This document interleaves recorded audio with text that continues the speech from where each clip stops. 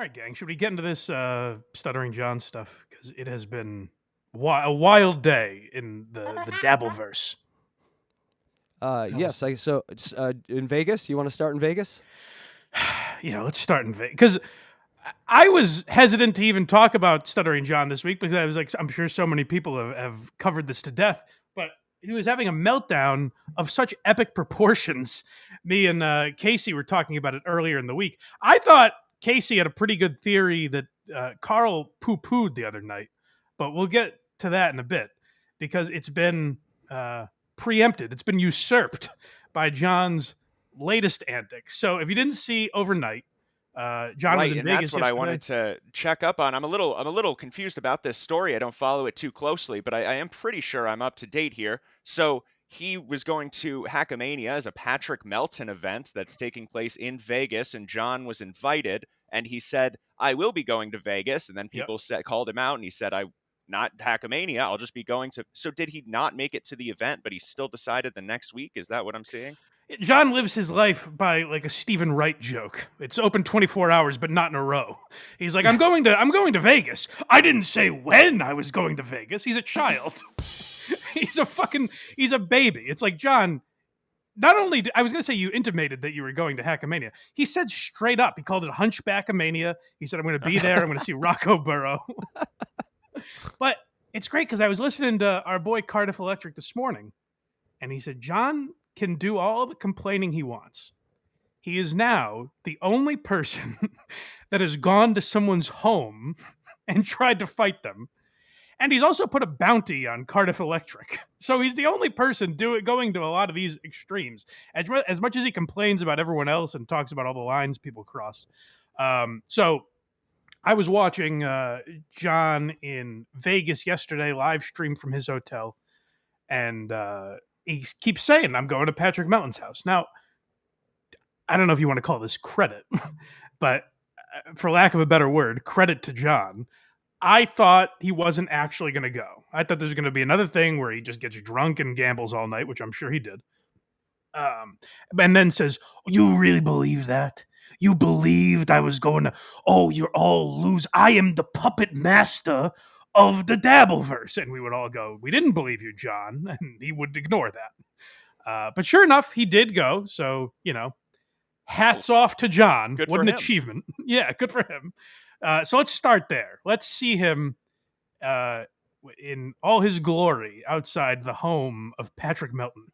It's so the clips you gave me, I just put in the timeline. It appears to happen, and so this is the timeline from like when he shows up to when he is at the bar at the end talking. So about I'm his excited conquest. for that. So Casey added an element that I have not seen yet. So I'm excited to get to the end here because I didn't realize there was more footage. The end is amazing, but the whole thing is amazing. Here we go. John in Vegas. Hey, my friends. So here we are, Hello, Fatty John. Patty's shithole neighborhood. This is what he looks at. This is what Fatty Patty looks at. Is it really? So John, who by the way is a progressive liberal, has been calling this the ghetto. I can't see it obviously to confirm. Would you guys say this is a complete shithole that he's showing us? No, it's a nice middle class neighborhood in Vegas, and it's a really? yeah, it's like $500,000 houses up and down a row. So no, it is not a shithole. The man But it's walking beautiful. by him seems happy enough, a nice enough guy. He's probably pretty upset about John besmirching his neighborhood here. It's pretty rude. So I just freeze framed it on, drop a needle on Stuttering John. Yep. But the guy he's with just happens to be right in the background, and I've never seen this guy before. Vegas beer sales Jerry. Yeah, he looks like a high pitch Eric clone. And so Here's the thing. This guy is probably fucking with John in some way. Yes. He's filming him, so yes, he's definitely getting his, welcome to YouTube, Jerry. John still doesn't realize if you have to call the man Vegas beer sales Jerry, there's a good chance he's not one of your best friends. Maybe keep these people at arm's length. But John has tricked himself into thinking this is one of his soldiers, and maybe he is. Cameraman with him. That's who it is his cameraman. Because John needs both his fists for swinging. He can't be holding the camera. I guess he's on break. They're both holding cameras. They're both filming. Imagine looking outside of your window of your nice $500,000 house in Vegas and seeing two grown men filming each other yelling at a house next door. Okay, so I'm glad you said that, because here's what's amazing. Because on Twitter, most of the people that follow me are Minifans. And there's definitely some crossover, like Kirk's a big Stern guy and everything. So there's definitely some people that found the show because Kirk has some similarities to Stern, but they don't know what the fuck is going on with Stuttering John. And I got a reply this morning where someone was like, holy shit, this is what Stuttering John is up to? You forget there are people that 20 years ago, like, listened to Stern and were like, John was a lovable nitwit. And then they went about their lives for the next 2 decades. And then all of a sudden, this happens. And they're like, what has become of this man? Yes, my life went swimmingly. My God, what was it like for this? And that's why, like, John doesn't ever understand that it isn't about your resume and what you've done. It's the fall off. No one in the history of entertainment has had a fall off like that. That's what we're talking about, the fall. But I'll tell you, it's not even that. It's not the fall off. Because, like, we did an episode of Why You Laughing about Tucker Max, who, and my argument was that Tucker Max could have been Dave Portnoy. Like, he was getting movie deals and book deals, and he had this very popular website, like, for guys, and he could have done a lot with that. That was in the very early days of the internet. And he kind of just fell off. People thought he was a liar and a phony and all this shit. But now he's like, I think he does some sort of political podcast, and he's like a shepherd out in the Midwest or something. And he seems very content with his life. So you can call that a fall off if you want. But, like, it's a guy who just was content with what his life became and has found a different route. I don't think the people fuck with John because he's not as famous as he used to be. I think it's because he's doing shit like this constantly. Fair enough. Shittiest area. This is the ghetto. This is what I'm dealing with. It's fucking amazing. This guy lives... I mean, look at this shit area. Holy shit. But now let's do this. What a way with words, yes. He's really only showing the road, too. You can't get a good look at the neighborhood.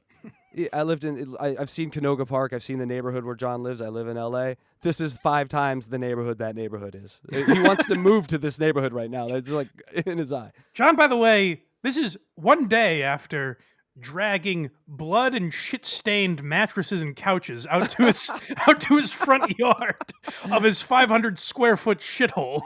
Which, again, I don't care how big your apartment is, John. Live your life, but you're criticizing other people. Couldn't believe that shit. He just left it out there. Like, there's thousands of people who watch you. You're just gonna leave your shit out there, you idiot. But also, I checked the air quality index in Los Angeles yesterday. It went up. Like, the air quality went up after he left the fucking state. I swear to Christ, it's recorded. Go look. It smells better there now. It's crazy. Yes. It's great to see he's getting some exercise.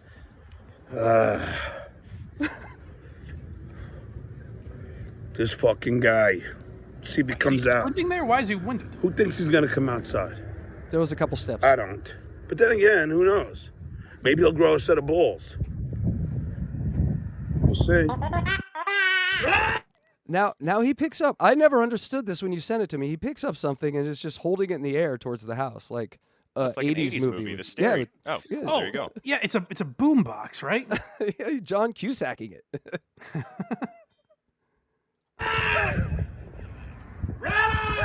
Wouldn't it be great if Melton fell in love with him and they had just a wild romance? Have a talk to me. Let's do it. I said we have a talk. Now, this is where, like, here's what's amazing about Howard Stern and what he's become. In 1997, this would have been 4 months of Stern content. Like, if Jackie left the show and was just filming himself outside of his enemies' homes, I just want to talk to you. I just want to talk to you. It's crazy to me that these worlds exist, like, where Howard Stern will never acknowledge this. And Stuttering John, whatever you want to say, Stuttering John was a fixture on that show. Like, that's where John is correct. I don't think he made the show, as much as John will tell you. But, like, he was a major character on that show. So all of this is so weird. It's weird that this exists and Howard won't talk about it. it's also weird just to look at what, again, think of it from the perspective of someone who just listened to the Stern show and then forgot John existed for 20 years. You're like, oh, this poor man. Look at what he's doing. It almost makes you wonder, what does John have on Howard Stern? Yeah, well, no, but Stern doesn't talk about anyone, you know? Like, Stern just pretends they all don't exist, which is kind of crazy. Come on, man. Fuck you, idiot. Do it. Come on, man. He's talking to no one, by the way. So the reports that I've seen indicate that Patrick was not home at this time. So he's yelling. He's yelling at buildings. Yes. So there's a report that he was out, like literally at an appointment with his dog or something. Like, so there's evidence that he can say, like, yeah, I wasn't home. But also, you're missing the visual of John doing like a Rocky warm up thing where he's like flexing and like swinging his arms, kind of like a baboon. It's amazing. And there's just a guy, 52-year-old white guy, maybe moved from New York, looking out his window. Is that John Melendez? That's a great day to be on that Ring app. Oh, please. I'll pay $500 for the Ring app of this right now. Who has this? Here's where I will criticize Patrick Melton gently, because I don't know all the circumstances. Maybe he had something he couldn't get out of. I heard Carl say that Patrick Melton was like excited, like he was ready for John to come. Don't you clear your schedule just in case this buffoon shows up? You know what I mean? Like, I would be giddy if John was going to come to my door to confront me. I would be so happy. You invite all the friends over. It's like a party. He walks into like a Super Bowl party. Stuttering John's going to come to my house. And that's why I told everyone, alert us of breaking news, because apparently next stop is Tukey. John is just driving around the country, confronting everyone that's made fun of him. The shame tour.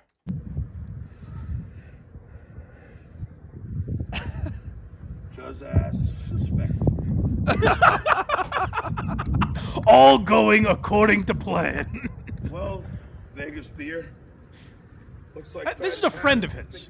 He calls him Vegas Beer. I mean, my favorite is always when he's addressing the chat and Penis Wrinkle chimes in. And he's like, Penis, you got to understand. Like, John, these aren't your friends. Like, it's cool to interact. Like, you should interact with your fans and all this stuff. But John is trusting all these people with his life. He thinks they have his best interest. Now, if Vegas Beer Sales Jerry was John's friend, he might say, hey, John, you look like a buffoon. You're yelling at cement right now. There's no one here to confront. Instead you of look like great a horse's job, ass. John. Just one take. You did it. And a thing you're missing here, Blind Mike, I pointed this out. So when he bends over to pick up this piece of electronics, it's like a 90-year-old man bending over to pick up this electronics. It takes him like 5 seconds. Also, doesn't look like he's wearing underwear. Also, no socks. No socks in Vegas on a 100-degree day is fucking crazy. Black leather shoes and no socks. That is the most psycho thing I've ever seen him do. Those shoes must stink to high heavens. And he's driving across that car, everything. Oh, my God. Yeah, so here's where I don't agree. Maybe some people in the chat will get annoyed with this. But, like, sometimes you do have to take Stuttering John's side a little bit. He is a human being, for God's sake. We forget that because he doesn't act like one. But here's where I don't agree with people. Is like John made some joke that, and I thought it was a clear joke, that the cats, he's brought the cats with them, and the cats have suffered enough. The victim that we all forget about are the cats. They've done nothing to deserve any of this. But they're in John's car, and going cross country. I guess they're at Vegas Beer Sales Jerry's house. They're in the cooler.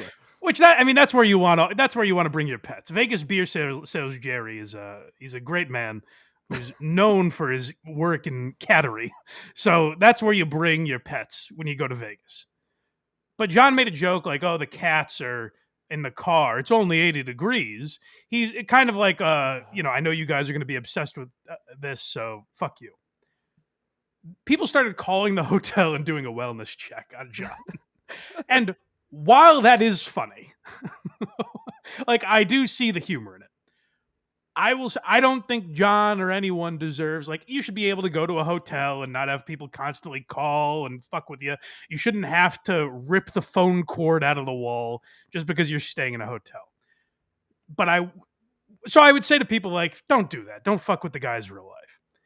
Although I'm Unless you're aware, concerned about the cats. yeah, I don't think people were to be. I think some might have been, but a lot of them just want to fuck with John.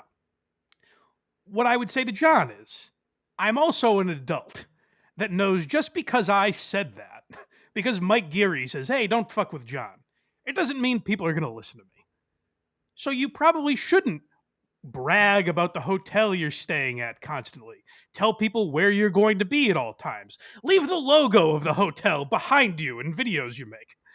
Maybe don't do that if you don't want people to fuck with you. These are breadcrumbs. They're very, very subtle breadcrumbs that John leaves in his wake to direct people to where he is. Don't dox yourself every 3 days on your own show. You know, that might help. Yeah, do things that don't make people come after you in that way. You know, like, that's the thing, is John shows no dignity or pride, and he's like an evil guy, which we'll get to. Like, I don't know if I was fully on board with that theory, but we have some clips that I know a lot of people have seen that suggest John is a truly, like, evil human being, like a bad guy. Well, let's continue with this. What does that? I hear him say that all the time. Can anyone give me an answer? What does that term mean? David Collins, go ahead. I'm having a stroke? I'm not sure.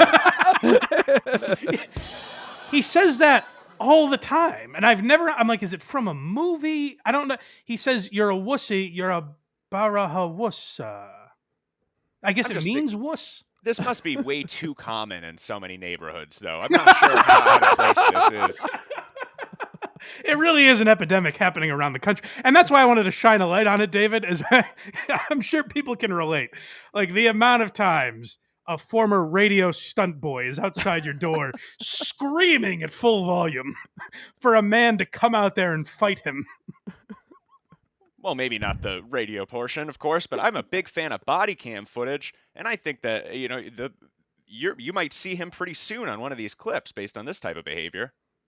Yeah, that's the other thing, is people were looking for the Ring doorbell footage. So if that comes up again, also send that to us during the show. Please. I take the $500 thing back. Here we go. The strut he has for Mike right there. The winning strut. He's done to Kate Meany. The shit he's done to my family. The shit he's done to fucking April and Melton. Okay, what is? I don't know a ton about Patrick Melton's show. What has he done to these families? Nothing. I mean, like, made fun of them, I assume?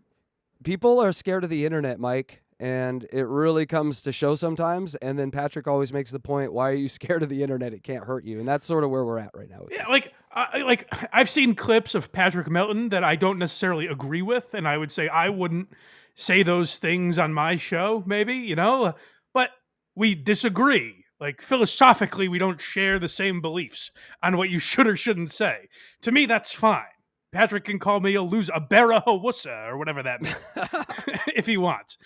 But, like, the idea that they have wronged John in some way to where he should be at their doorstep. Like, again, if they attacked John's family legitimately, then fucking go all out. The gloves are off, John. Then do what you got to do.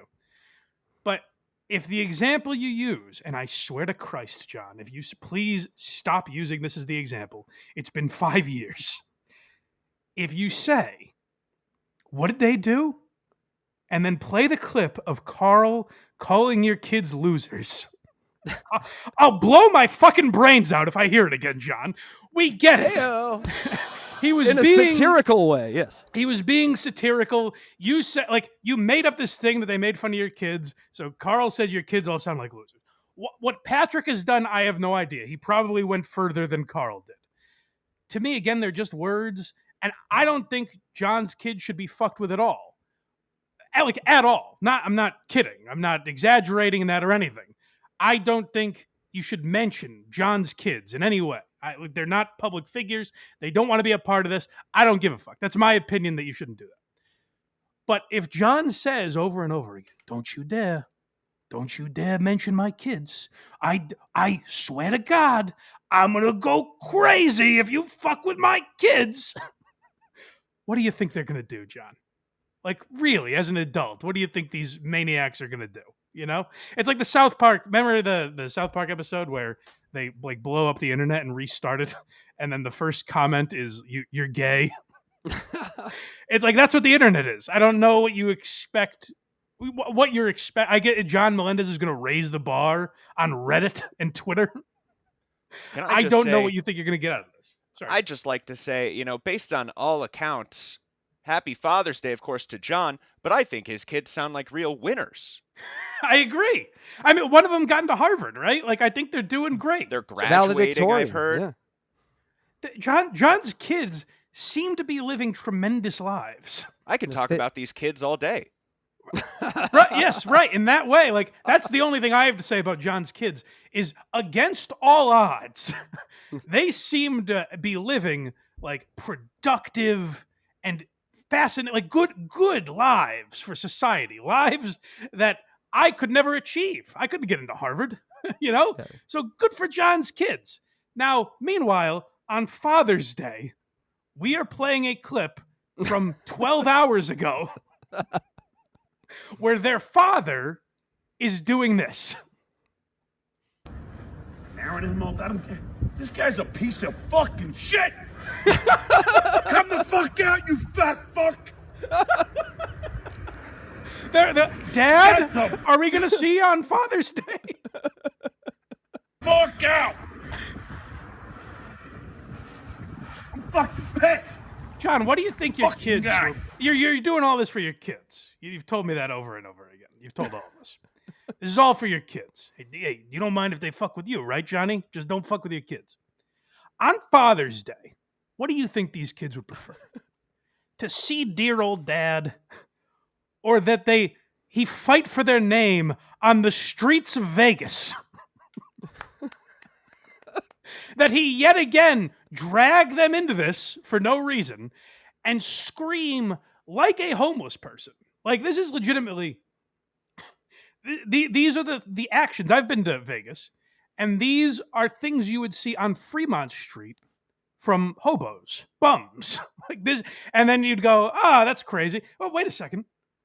Is that Stuttering John Melendez?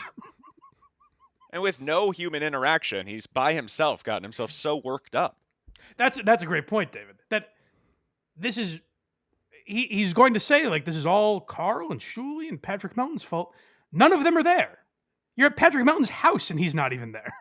So why are you so angry, John? And it's all a performance. He's like, I'm fucking pissed. Well, we've heard this with everyone. And when you were face to face with, well, not face to face over the internet, I guess, but like when you were on a show with Carl, you were playing the guitar with him and singing songs. You were having phone conversations with him. You were inviting him to Stevie Tomatoes to have a few drinks. And John, I understand the vandalism that Carl did to Stevie Tomatoes. We all saw that S. It was devastating. Carl should be under arrest. But I'm talking about last summer when you and Carl were buddies and you were plotting this show. You didn't seem that pissed then. It's very weird. It seems like this is kind of phony. And you think that, I don't know, you're going to eventually win. Like that's the ultimate tragedy when you watch Stuttering John, is that he thinks ultimately one of these stunts, whether it's in Atlantic City or outside Patrick Melton's house or on his show every day, there's going to be a day where we all go, oh, John was right about everything. Oh my God, silly John, we're so sorry. We were wrong, John, and you were right. And then he'll get home and there'll be a letter there from NBC. John, we fired Jimmy Fallon. Yes, and remember that one time where he was confronted in person by the two dangerous, beautiful women that wanted to hang out with him at his house, and he called the cops. So I mean, that's his one experience. And then Atlantic City, getting the security to get around when him. When he was face to face with Patrick Melton, and again, my criticism of Patrick Melton would be there for this because it would have been gold. But when he was face to face with Patrick Melton, John's security. This guy's trashing my kids. Yeah. It also wouldn't surprise me if they staked out the house and waited for Melton to leave, and now they're like, okay, now let's go. Well, I'm told, and again, I don't know how true. I haven't verified all this. I'm told that that Patrick sent John a message and said, just so you know, at 2 p.m. I have a thing with my dog or whatever. And so John said, all right, I'll be there at 2. 2 p.m. it is. Fucking dickhead! You say one more thing about my fucking family. The next time I come back, I won't be talking. Fucking asshole. Motherfucker, I'm pissed. The sound is so perfect because it's honestly symbolic. It's art. That John is quite literally screaming into the wind. He's just yelling as just the wind blows back at him. There's no one there.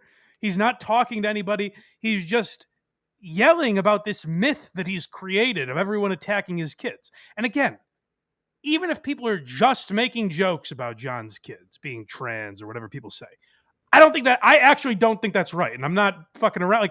I don't like that. But I can't stop everyone on the internet from doing it. Are those just jokes? Are they not really? They are trans, yes. Or one of them is. Yeah. I like the idea he's holding a TV remote control in his hand. That's how small he is.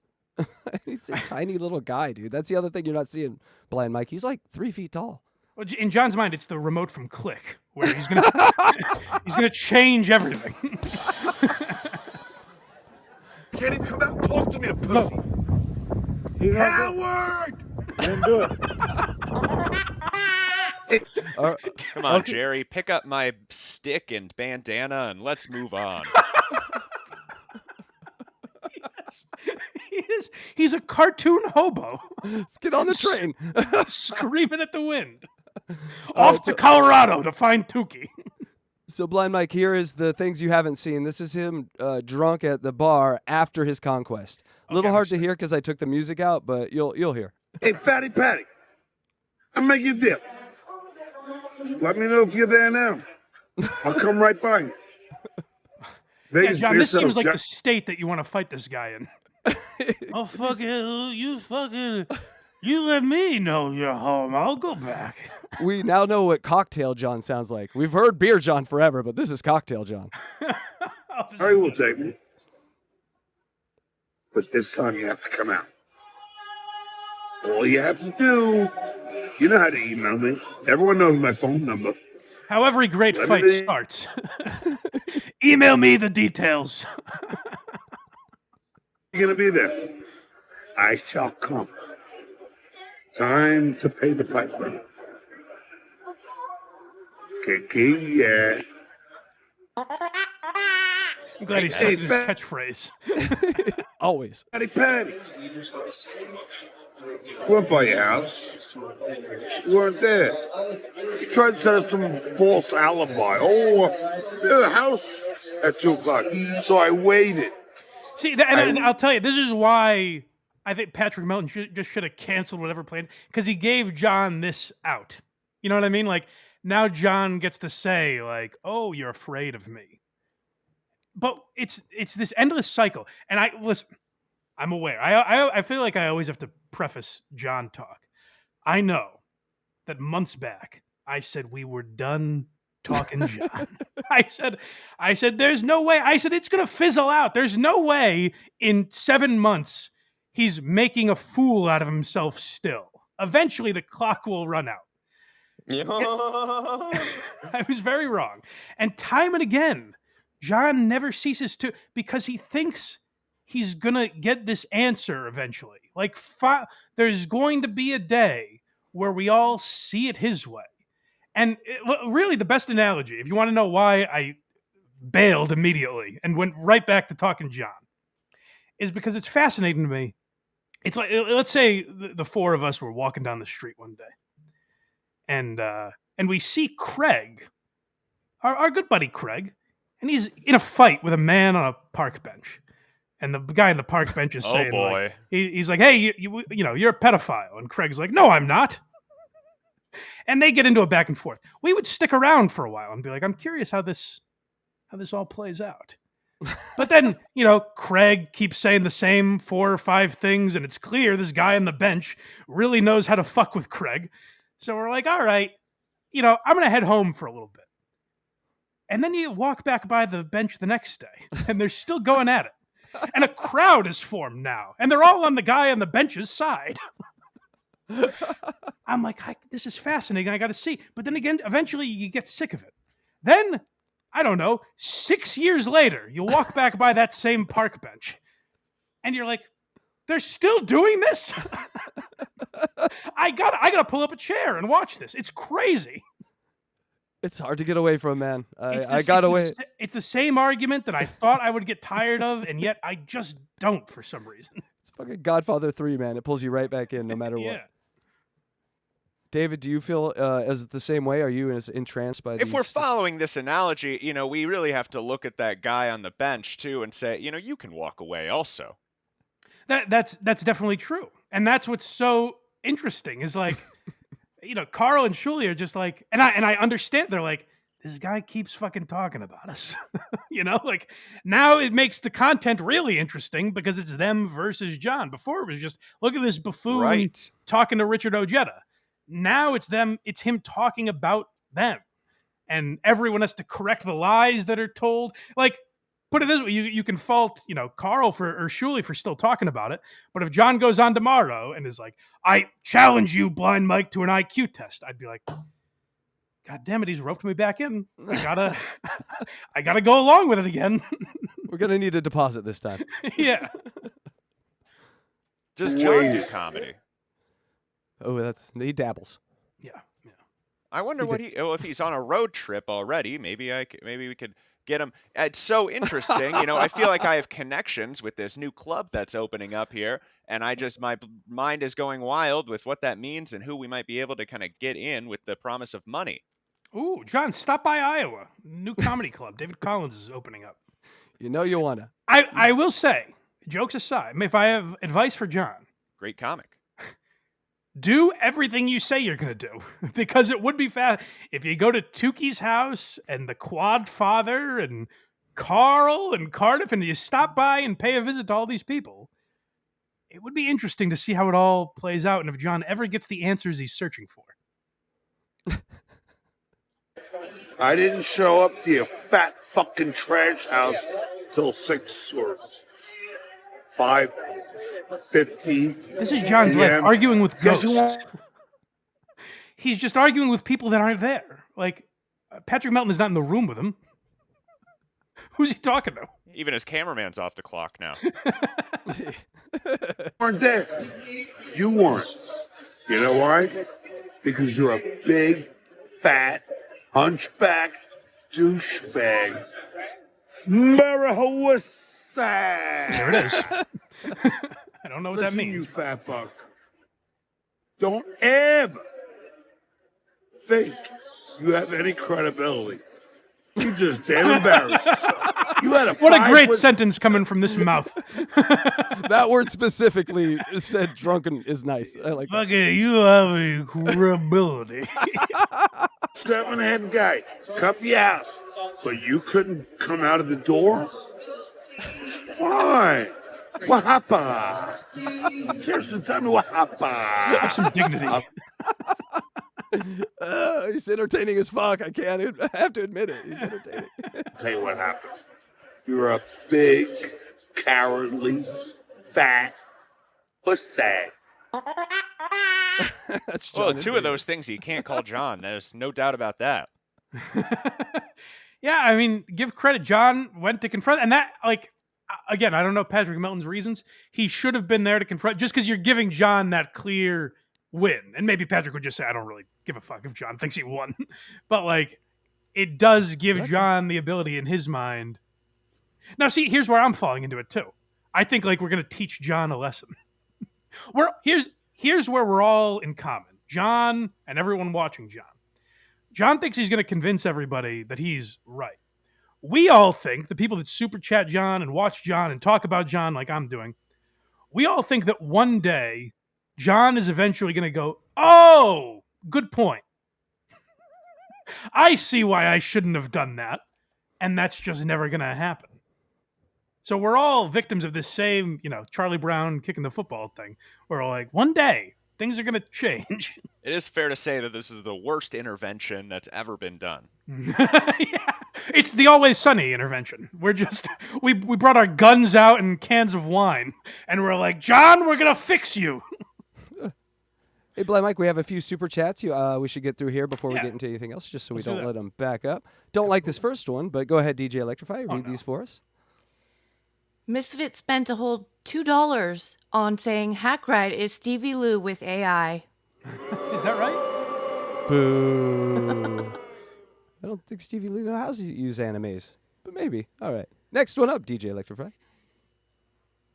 Nancram, $6.99 super chat. Melton had super chatted Stuttering John that he would be home till 2, and Stuttering John went at 6. So great. Exactly. Yeah.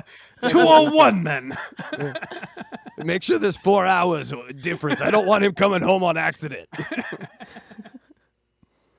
right, DJ Electric. And our friend Dang Lizard for £5. It's about fighting the fall off and being unable to admit it. Asked for you what a has-been is, Stuttering John, besides myself, haha, and then tells a story of past fame. Right, yeah. Oh, I'm a has-been? How about the things I did 20 years ago? Yeah. And then the pro football arm. My favorite credit ever is the pro football arm wrestling championship. Yeah. It's a sentence that you think like Carl made up to mock him. GPT made it up. It's not a real sentence. Yeah, exactly. All right, DJ Electrify. Oh, another one from Dang Lizard. Here we go. Thank you, buddy. Melton put up a pre-transition mosaic of John's kid. People pay for a post-transition turnover.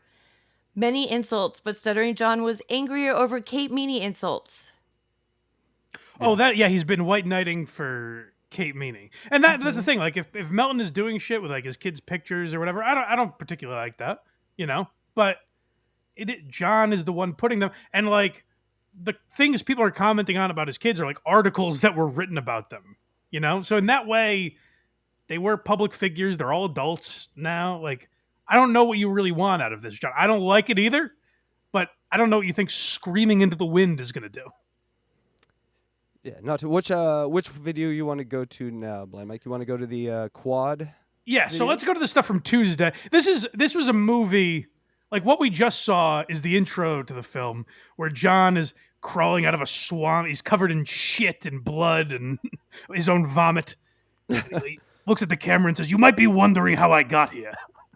And this is the rest of the film where we see the lead-in and John with furious anger starting his show on Tuesday. So I think we pick up after Quadfather porn bombed him, right? Yes, right. So yeah, that video, the porn bomb video, was sort of gone before anyone could grab it. Yeah. And so I wouldn't. I don't want to play it anyways. But it's like I didn't think it was a very tactful approach by Quadfather. Quadfather's been, for those that don't know, Quadfather's been on John's show for months and playing like the yes man role, just getting into John's good graces by saying, "Absolutely, boss, you're 100% right over all these buffoons," and kind of a wink and nod to the camera at some time. But so like people knew, everyone but John knew that John was being trolled by this guy. We just didn't really know how, and it went on for so long that we were like, maybe he's not trolling. What's happening? But then John went out after Dr. Steve, which we'll get into. And that's when people kind of said enough is enough, and Quadfather porn bombed John. Now, to me, that seems like a waste of months and months of work, just to play a clip that John's immediately going to take down, and there's no like payoff really. We don't get to see John embarrassed by it. It was kind of a waste in my opinion. I appreciate the approach, I guess, but it didn't seem well thought out necessarily. But this is John taking his, I don't know, victory lap, I guess. Yes, call it that. Yeah. That's what the quad's end game was? To do that? All these conversations, that was his end game. Poor Quadfather That- having to sit there and literally couldn't move while John is rambling on. And then I was hired by Jay Leno. Just, please, fucking shoot me. Was his end game. Well, that's okay. He'll always be in a wheelchair. Okay. This Well is said. We are going to get into some comments. And listen, I've worked for the likes of Kirk Minahan and Dave Portnoy, who are among some of the best all time at cutting to the core of somebody, knowing their sensitivities.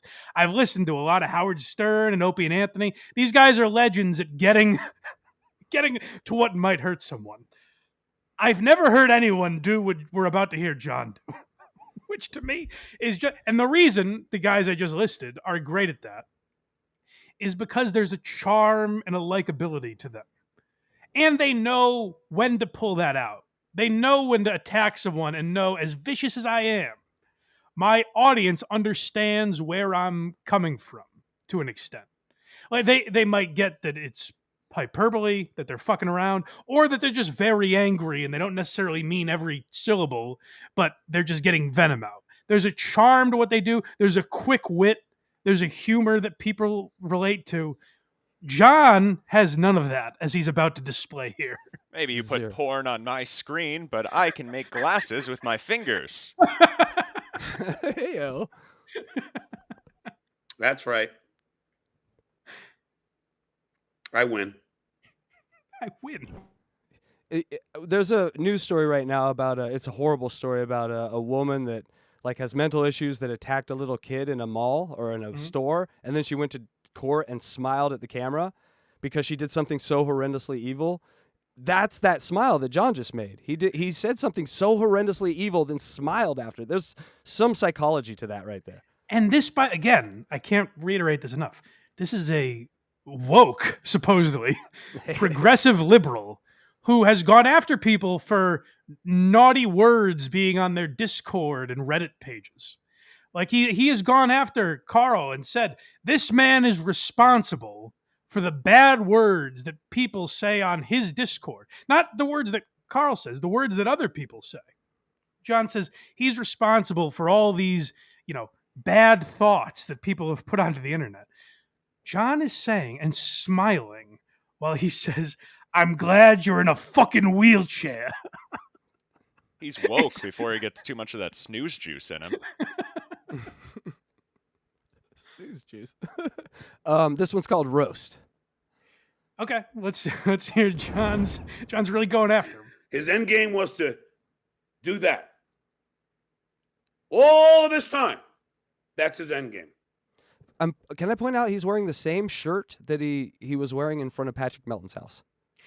Oh, is that right? It is. It's the Oh, it's a good the shirt.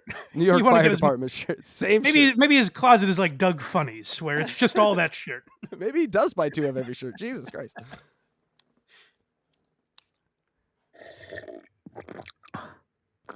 He's drinking heavily right now. Well, I wish I could say I beat the crap out of him, but he's pretty much just a talking head at this point anyway. Oh, Literally. That's my favorite thing that you forget about John is like of all his qualities, the one I somehow forget every once in a while is that he's just like a cornball vaudeville hack. Take my wife, please.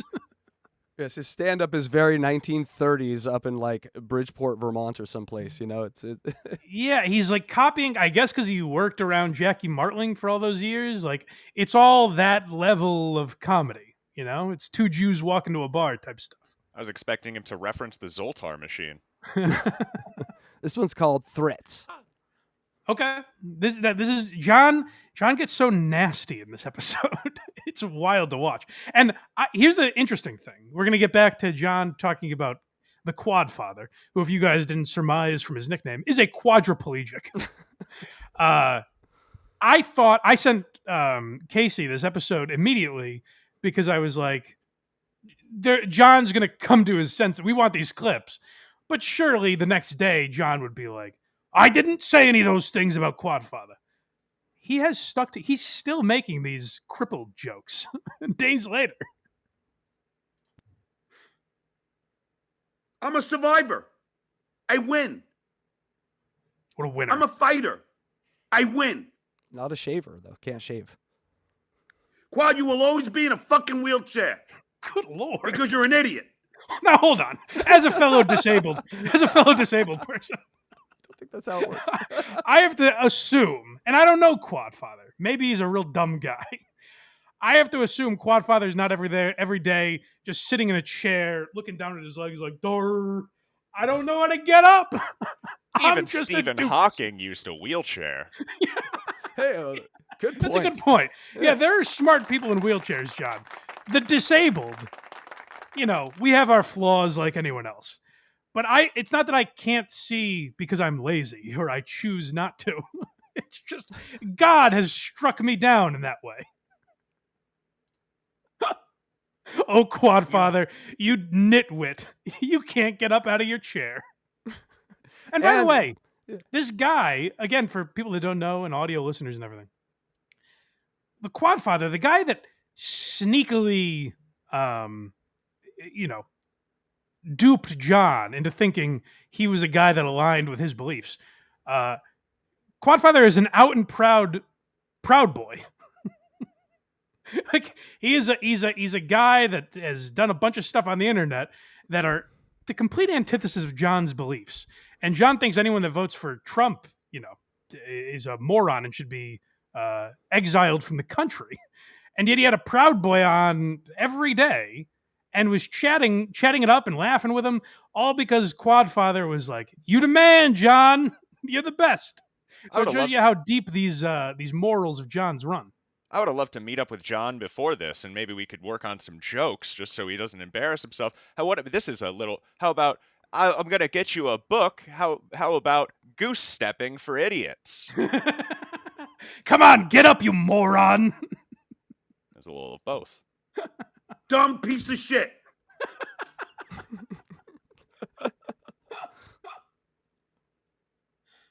Enjoy life in a cage. Okay.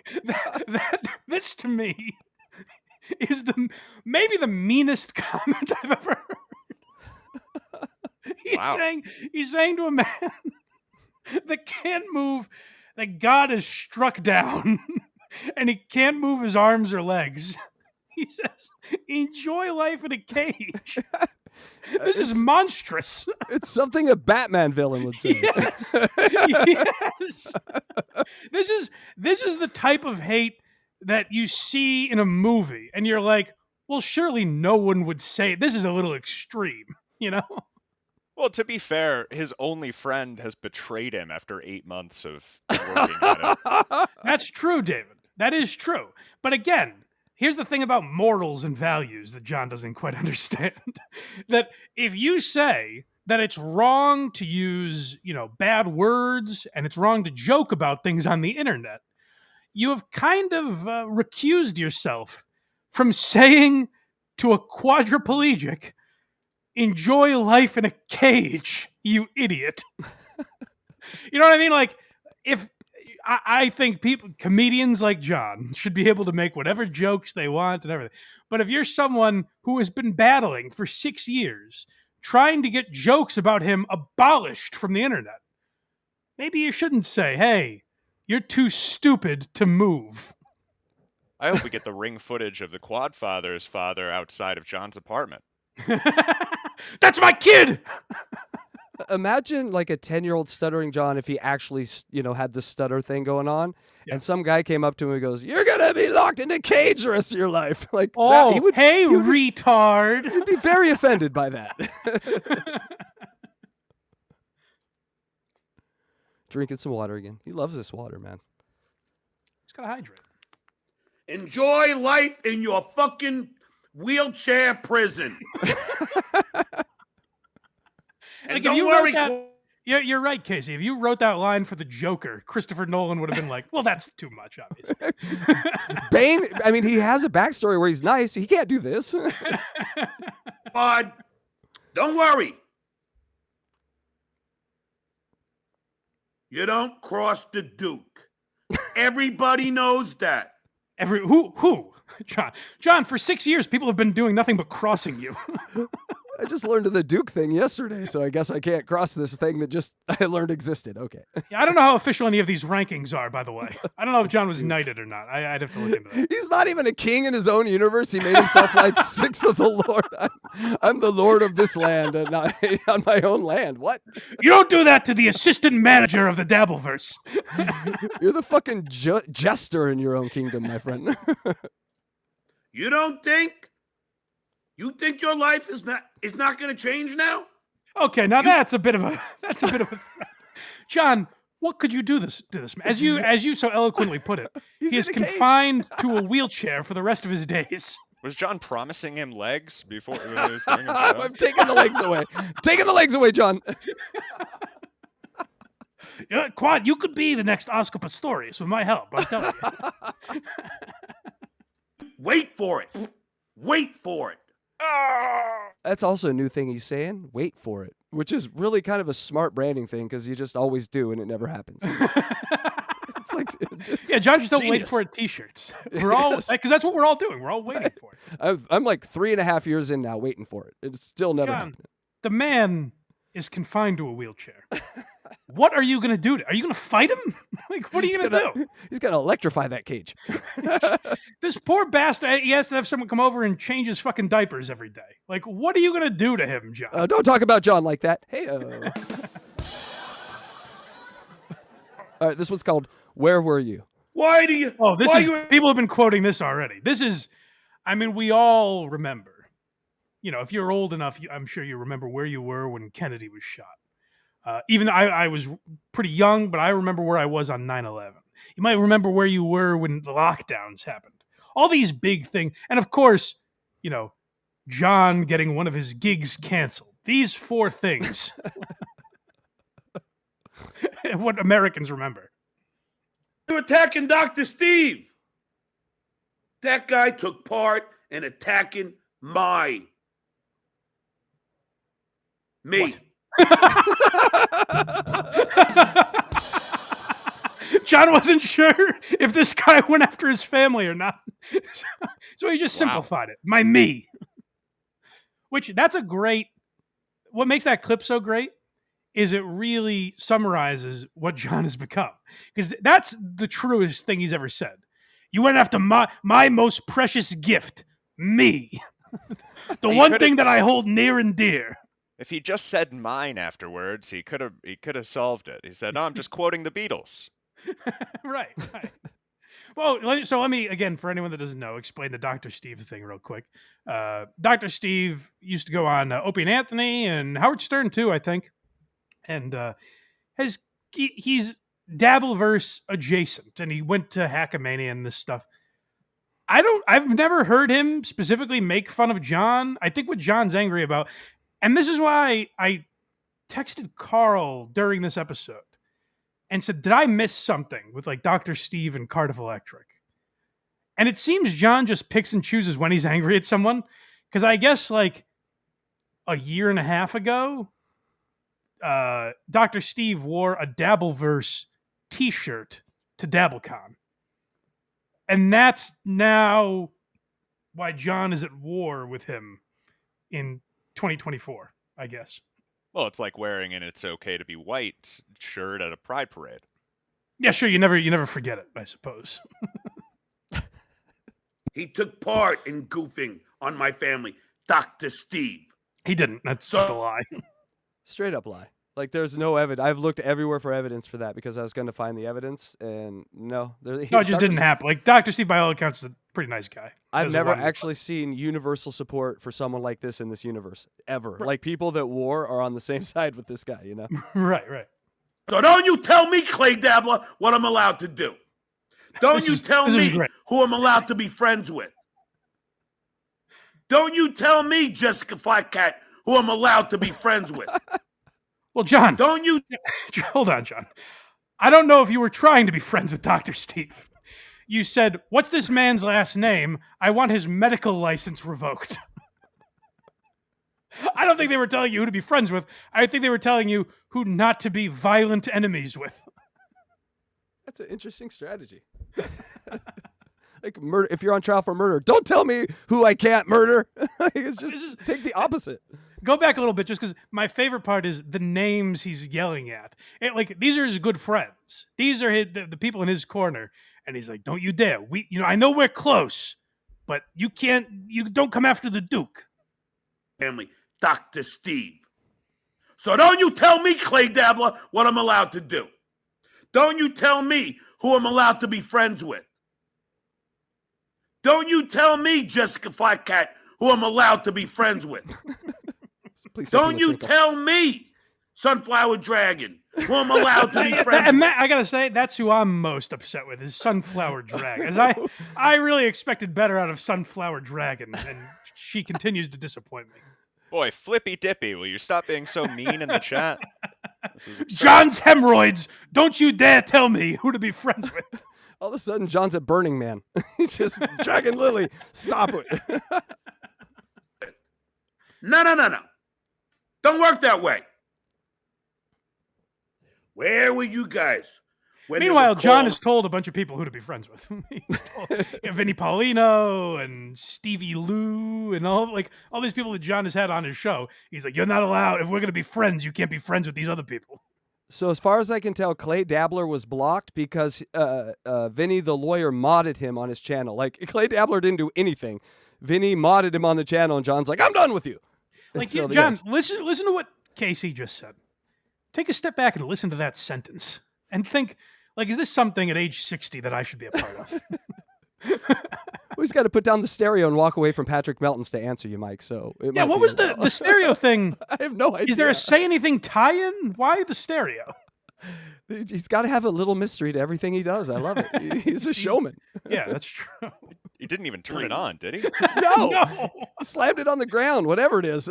I work like Gallagher. Oh, if he broke watermelons in front of Melon's house? Oh, that would have been amazing. It's commentary. You see the sledge-o-matic. Patrick drives home with his dog. There's just melons all over his front yard. Patrick Mellon, hey-o, gotcha. Goddamn, we're writing bits for you, John. That's fun. Drive back to Vegas. The school district to get me fired. Where were you guys when Silent Mike Didn't happen. was putting pictures of my mother up, saying he was having sex with her? Okay, so Handcuffed, though. Oh, this Silent Mike guy sounds like a cad. I don't like that. I don't think John's mother should be involved in any way. Now, the reason John's mother's involved is because John puts her on her live streams when he's broadcasting from her house. But I still don't like it. There's no reason to say that you're fornicating with John's mother. But Mike Morse did it. So what? What are you going to gain from this, John? Think of a better approach. You've been around for 6 decades now. Somewhere in there must be a thought rattle. You're a Mensa candidate. You went to NYU, all these things that mean you're definitely very smart. If it hasn't worked in 6 years, maybe think of a better approach than yelling at your computer monitor. And videotapes. Where were you? Where were you when they were canceling my gigs? Oh, I remember. It was a dark fall day. Dusk had just set in Massachusetts, and someone approached me and said, "Did you hear? Stuttering John had an event that sold 6 tickets, and the venue canceled them." And I dropped my coffee. I thought, my God, that can't be. Our nation is under attack. Nobody's safe. Costing me thousands when I was sold out.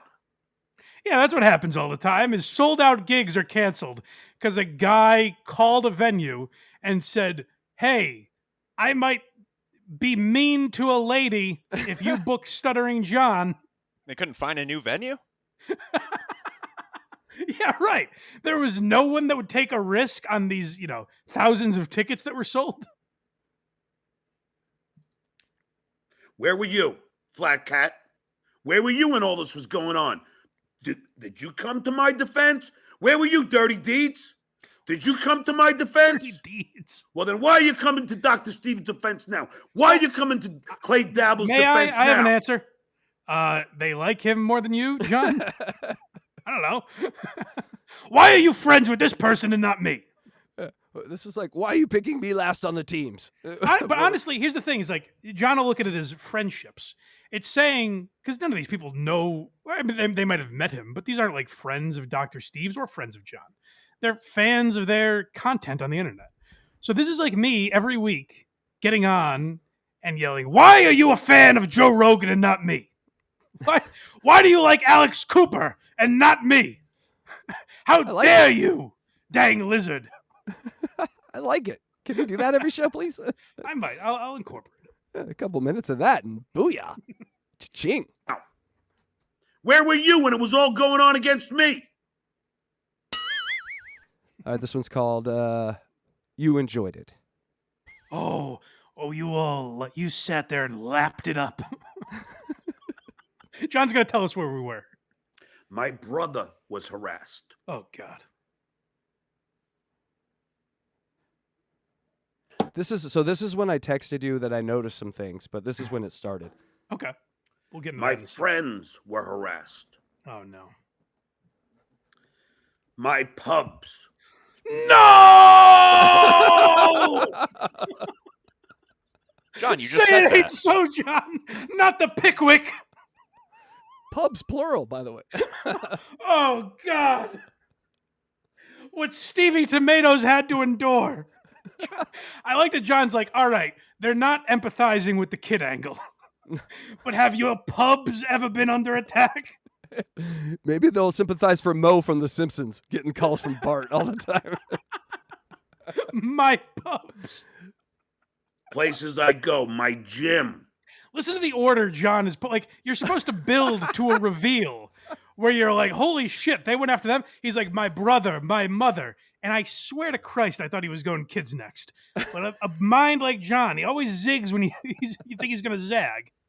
And he goes, my pubs and my gym were under duress. My Uber drivers. Now, again, I don't think John should have to go to his gym every day and deal with some conflict where a fake John is trying to cancel his membership. I do see where that's fucked up, and I don't really love it. And I like that 1-800-Dabbler. I think he does a very good job. But I saw the other day he called one of the bars that John goes to, and the lady had to get John, the real John, on the phone. It's a pain in the ass for the staff. They shouldn't have to deal with that. I get it. But John, this is not the way to handle it. What you're doing right now is asking them to do it more. Stop. Pissing kerosene on the fire. They're we play a clip on WATS. By the way, quick announcement. I don't think there will be a Who Are These Socials this week. What? I don't know if we're rescheduling, but it definitely won't be Thursday. So make note of that. But there is a clip that we play on Who Are These Socials. Our friend Solar saying, "Do not make jokes about my teeth." And it's well, what do you think? What do you think people are going to do? What is the first thing everyone's going to do when they hear you say that? You might say there's a gap in her logic. Very well done, David. We got to the root of that one. Hey, here we go. Everywhere. Sagebrush Cantina was harassed. Where were you?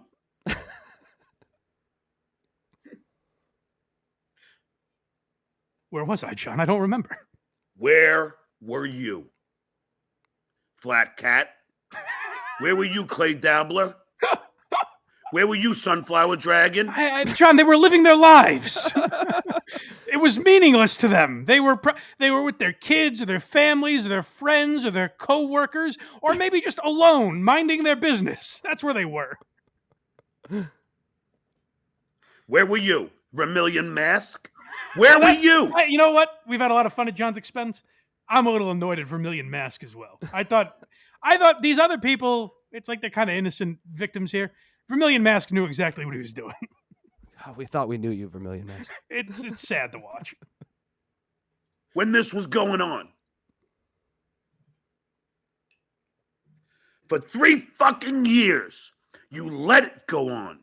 You didn't fight for me. My God.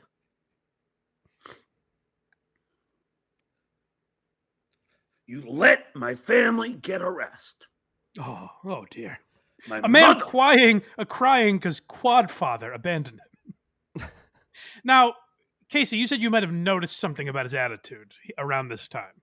Yeah, so I texted you just because I had no backstory of the porn bombing. I just picked up from right here. Yeah. And he's displaying attitudes similar with people that because I go to Gold's Gym, I work out at the gym, and there's these muscle heads Bragging. there.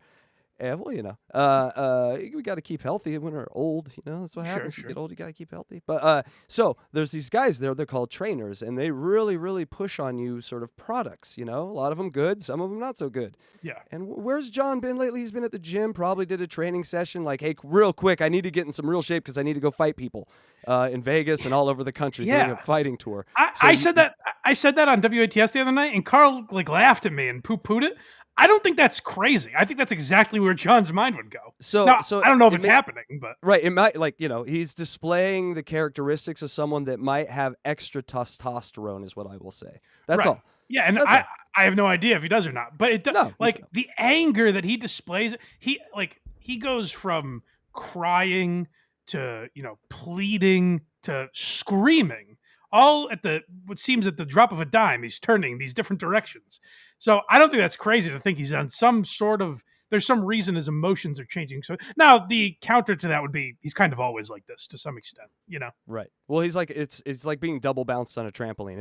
It's just making what you are that much more, and that's what it seems like. He's just a more amplified version of himself. But another kind of take this for what it is that when you go on those stuff to sort of pump up that part of you, it also kind of fucks with your immune system, and the dude's riddled with herpes right now. So, just keep that in mind. That's just a what they call a plot point or a fact point that we're keeping, watch on here. My brother! Eyes are blood red shot too.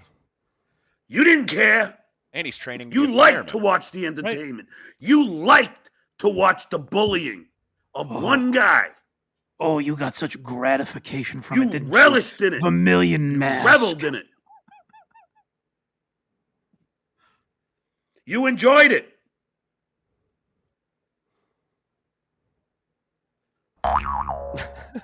Who's that speech for? Like, is Flat Cat Jessica gonna go? You're right. I did enjoy it. I feel such great shame now. I'm sorry, John. This one's called support, and I bet that's because there's a lack of. You know what? I have a feeling. I don't think it's because there's overwhelming support. Yes, I'm supported by everyone. This feels like a safety net I just fall into every day. No. Yeah. Sunflower Dragon, when have you ever cared? When? Flat Cat Jessica, have you ever super chatted me? I don't think so. Oh, Never God. have. The great injustice. His only currency is currency. But you're going to tell me who I can be friends with. Now, that would suggest if you do super chat John, you can tell him who he can be friends with. You can pretty much do anything if you super chat him enough. If you give this guy $2, although we'll get to that, he's not real happy about the $2 ones. But here's the thing with super chats, John. I super chatted DJ Electra the other day. Yes, you And did. Thank you so much. Oh my God, it was amazing. See, right there, that the exuberance that they displayed, it made me feel good about myself. Now, had they said, "Really, Blind Mike? That's all you got? What, did your mother give you lunch money today?" Then I would have said, "I don't think I'm giving to these assholes ever again." No, me and DJ Electra. Hey, DJ Electra. We had a meeting. And we're like, hey, we finally got our whale. So congratulations, Mike. You're our whale. It was adorable to hear them react. Where I was like, "Oh, that's very nice. I feel good about giving to them." John, on the other hand, is shaming these people for not doing enough for him. Again, super chatting. We are those of us creators that collect super chat. We are bums on the street with our hat out saying, "Donate to us." Now I like to think we're providing a service. We're giving you content that you might want to donate to. But at the end of the day, we've got a tin can in front of us saying, "Hey, feel free to donate." And people are nice enough to. But those of you in the chat right now, if you want to super chat, terrific. You are under no circumstances obligated to. You owe me nothing for watching this show. I'm putting it out for free. So I don't understand this yelling at people for not donating to you, because that's what it is, John. It's a donation. Think of people with GoFundMes. If producer Chris, whose daughter has cancer, if he was like, "Really? Really, Vermilion Mask? You give me $5? You piece of shit! Quadfather, I'm glad you're in a wheelchair. You gave me nothing! I don't think that's how you butter people's bread to get more donations. Maybe the legend. Maybe the legend can. Well, sure, of course. If you were drafted in Major League Baseball, then you can say what you want, I guess. Yeah. Maybe Leo Gunn can. Maybe David Dorfman can. Wait, Ken what, John? All these people can tell you what to do with your life because they've given you $50? Completely control me. Walk me around like a puppet. Do whatever. Bend me over. Stick your hand in me. Do whatever you want. Oh my God, the blowjobs that I owe Dang Lizard. I hope he never comes to collect. Oh, I'll buy that ticket. Get over here, Dang Lizard. Jesus. Dabblecon 2. What an event. Mike blows Dang Lizard. Hey. Maybe Daniel August can. Maybe Brock Lee can. People that actually support me and support this fucking show. But Flat Cat Jessica, guys, I'm going to put a request out to you. Please put me out of my misery. If you ever hear me say, box-eating dad has earned the right to tell me what to do with my life. Chef Lewis, these are the people that can control me like a marionette. But the rest of you scumbags, just come to my home and put a bullet in my head because it means I've snapped. I've lost everything. I've gone crazy. Thank goodness he's not more popular. That Jessica would be being assaulted by that audience at this point. He's just naming people in his chat and turning everybody against him. Saying, let's get them, boys. That's where Flat Cat Jessica is lucky. Here's where John is misguided. I was going to say he learned from Howard Stern. He thinks he learned from Howard Stern. He clearly didn't learn anything. But coming from that world, John thinks he can rally his audience to do whatever he wants. John's pests are offline. Yes. Yeah. There are a couple things. John does not do it with enough tact. Like, Howard actually had tact. Opie and Anthony didn't always, but to some degree they kind of did. Like, there's something about these guys that made people rally around them that John just doesn't have. Also, John doesn't have fans.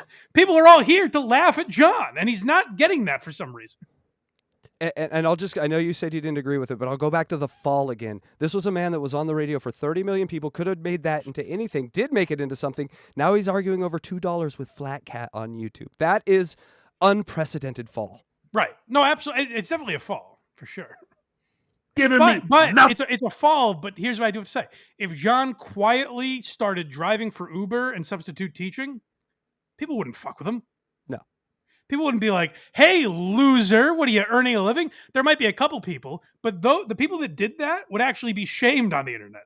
Like, hey, asshole, this guy worked in entertainment forever. That well dried up, and now he got a real job. Good, he's giving back to society. Good for him. People would defend John. There's a rapper who just did that, who was like working at some chicken place, and he got shamed by some TikToker, and then the outpouring of support from Blue Collar was just like, hey, fuck you. This guy is like working and making money for his family. So yes, I agree. I keep going back. The most honest moment John ever had was, I think it was his first show back with Kevin Brennan, the one Kevin Brennan paid him $3,000 for, and then John did every other show for free. Bet he wish he had that money back. So Kevin has him on, and I think it was Bob Levy that said, like, why did you lie? You were an Uber driver. Why did you lie about that? And John goes, because I was embarrassed. And that was the first and only time that I can think of where John was honest. And you were like, oh, what? Like, I get that. I get why he'd be embarrassed. I guess why he wouldn't want to admit it. I can relate to that feeling. Like, we're relating to John as a human being. If he just did that every day, he wouldn't have these fucking problems. And here's where I'm falling into a trap, is I keep saying this and thinking, you know what? John will hear me and change. That's never going to happen. So many people have tried to fix this idiot, and it never works. Whole stations have tried to fix him. Like, whole shows about one person can't fix him. Then it's never happening. Nothing. Vermilion Mask, you've given me nothing. 30 Thieves, you give me $2 every once a week. Oh, well, that's a good amount. And I know you can afford more. Why? Why do you know that? That's $100 a year someone's giving you, you asshole. Yeah, why do you know that, John? Why do you know he can afford? Why does he owe you anything? I've seen his tax returns. He can give you He Poor demands dirty a tax Pete. return of every fan. This is a man who obviously doesn't earn his living in above board ways. You know.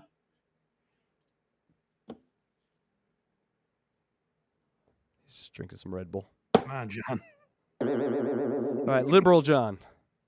Oh yeah, this is a man that does a show with Richard Ojeda where they scream about how dangerous Donald Trump is because of the words he says. Listen to this fucking maniac. Quadfather, blocked. You're blocked. You're gone from my life. You fucking quadriplegic bullshit. Go enjoy your wheelchair fucking prison. Quad. Derek Candelay. Oh, good. I'm glad you Hey, doxed him. Derek Candelay. Derek can't get laid. He had a Can't- name already. He had a name Candelay already. was kind of set up for it already. Oh, he's been waiting to use that for weeks. Oh, he couldn't wait for the turn. If he ever crosses me, I will remember that his penis doesn't work and insult him for it. That's a great thing about being John's friend. Even with your friend, you know he secretly has a name for you when you're going to be his enemy. I know. I would like to know what mine is. Well, here's the interesting thing about John, though, is like when he learned who I was, he went the route of like, oh, is he actually blind? I've heard he's faking it, which I don't know what that would get me, but sure. But the reason he did that is because he's like, I can't make fun of a blind guy. It turns out if I wrong him enough, he'll say, as Cardiff Electric said this morning, enjoy your dark prison that you live in. Like when Hitman Dan turns on him, he's going to be like that gimp with the cane. Like he can't wait. No to one turn is on no you. one is sacred. There's nothing. John talks about all these people going below the belt, and his immediate instinct is, well, this guy can't move, so let me attack that. Derek can't get laid. How you doing?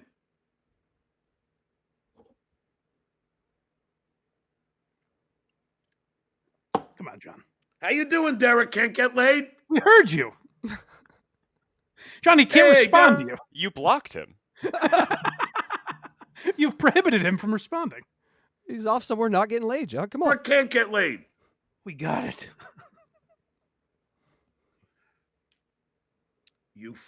Look, I have laughed. I laughed last, Derek.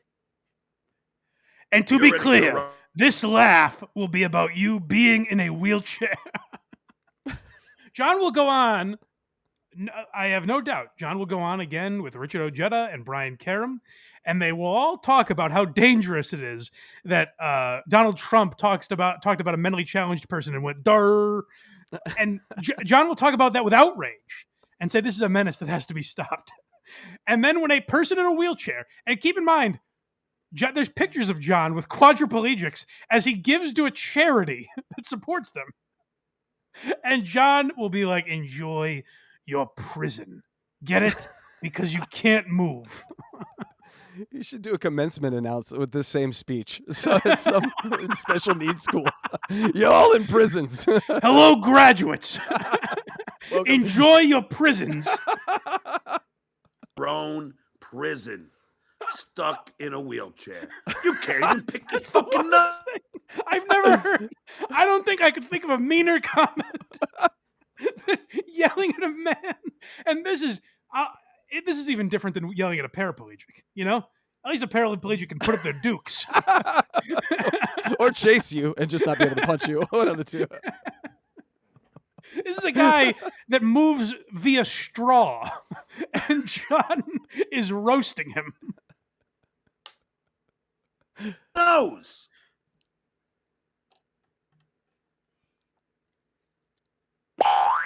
I right, really, going- John, if you happen to see this clip, reach out to me at David Collins on Instagram or whatever the case. I'd love to write some. We could at least, give him a chance here, and I could. Oh, you write could him punch some that up, you material think, David? Right before, the camp, unlike Batman, you won't be climbing out of this prison, Mister Can't Belay. Yeah, John, you should hit up David. I think that'd be pretty good. You could be like his Jackie Martling. You just send him notes during the show. Oh, that's a great idea. There's no amount of money that I wouldn't pay to see David Collins and Stuttering John do a show. Yeah, you know what? Unfortunately, I think David being on this show and having been on like WATP, that probably prohibits that. Well, it's just a misunderstanding, and in all context, I've only really ever stood up for John. That's there true. You go. No, that's the turn right there. Just start talking shit about us and WATP and it would hurt my feelings, but I would like to see it. Yes. And as somebody who likes on the street interviews myself, he's somewhat of an idol. Yeah, there we go. I like his new approach to on the street interviews, where he's talking to nobody and screaming, holding a radio. The guy used to talk to fucking not John Lennon, fucking Ringo Starr. All right, this one's we'll get him back there. Stephen Cardiff is the final one here on this. Oh yeah, so this is what this is all about, and like I said, I don't know what they've done recently. Apparently, nothing. And listen to what he's doing to Cardiff. And again, John, say what you want about what Julian Carl and Kevin Brennan and Anthony Cumia and all these people that have wronged John, us even. Say what you want about us. John is the one person that has shown up at someone's home and that has put a bounty on a man's name. He wants to dox this person so badly. Listen to this. It's wild. Man, and then Potato, now he's really going to go after me. Oh, really? Like you haven't been doing that for the fucking 3 years, hiding behind a fucking mask? I put it out to everybody. To everybody. Get me Cardiff Electric's name. Why? Give us a good reason, John. Please. Get me his name. Somebody must There's a little belch in there. Yeah, like all good leaders. like all good speeches throughout time. We have nothing to fear but fear itself. Boys. Get me his fucking name. I have Dr. Steve's now. Get me Cardiff's. The same guy who got me Dr. Steve's, get me Cardiff's. And for those that don't know, again, John wanted Dr. Steve's medical license revoked because at a comedy festival, Dr. Steve went behind a curtain and pretended to pull yo-yos and old encyclopedias out of a puppet's asshole. and John referred to that as performing a colonoscopy. Dr. Steve also cut someone in half, so he called the cops. It was a magic trick, but John didn't understand that. How did the rabbit get into the hat?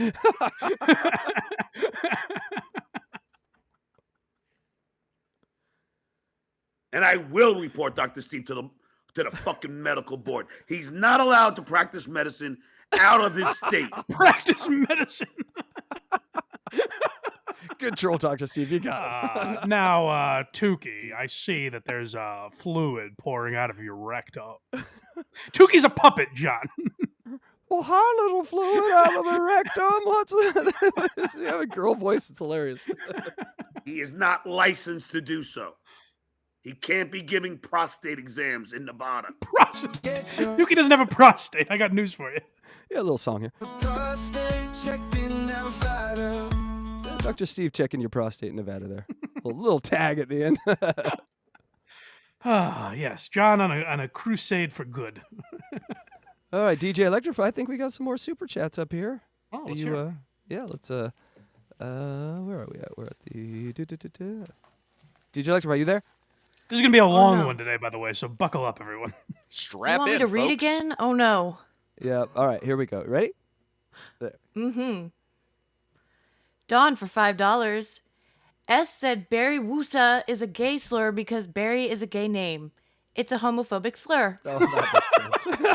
I don't know if that's true, but that would be classic John. We're going with that. Oh no, it's just making fun of gay people. Don't worry. It's Polish for trans. I was in Patrick Melton's neighborhood. A lot of U-turn signs. Hey-o. Someone's been watching LA News. So, Blind Mike, we had U-turn signs removed from our streets because they used to be used for gay cruising, and so the gays are happy now that they can cruise without those dang U-turn signs littering the streets. Good. So, Good. I'm glad the city's more dangerous now for they Pride. had a fucking ceremony with press and shit. It was embarrassing. Go ahead, DJ Electra. Dennis Michaels, $2 super chat. It took you this long to see John is evil? Mensa. Yeah, I mean, like, truly, like, I've always thought of him as kind of a bad guy, but there is part of me that's always been like, I do kind of feel bad for some of the, like, calling his mom and shit like that. I don't think it's as bad as, like, John would have you believe, but, like, some of that stuff I don't really like. And then when you hear the Quadfather thing, you're like, he kind of deserves it, right? Like, who gives a shit, All right, and go ahead, DJ Electra. Okay, Dang Lizard, I'm going to try not to fuck this one up. Okay. 5 pounds from Dang Lizard. Stuttering John's justification for going after Dr. Steve's job is that people went after Stuttering John's job, but Stuttering John admitted he never got fired. Oh, we'll get to that. Don't worry. We're about to get... So that's what's insane that we're going to get to in a second. But yeah, John's like, well, some human being out there tried to get me fired once, so therefore I should. Not I could, or like I've kind of gotten the power to. It's right of me to try and get Dr. Steve fired. That's, a 1-to-1 equation. He's obligated, really. Yeah. It's a burden that he lives with. He's a mandated reporter, much like Dr. Phil. John doesn't want to have to do it, but like, yeah, it's, as David said, it's his cross to bear. Yes. Hey, DJ Electra. And from Dominic, $4.99. Blind Mike Project is the GOAT. Just tuned in, and I'm thoroughly enjoying this episode. Can't buddy. wait to watch the whole thing. Thank you. And thank you all the super chatters out there.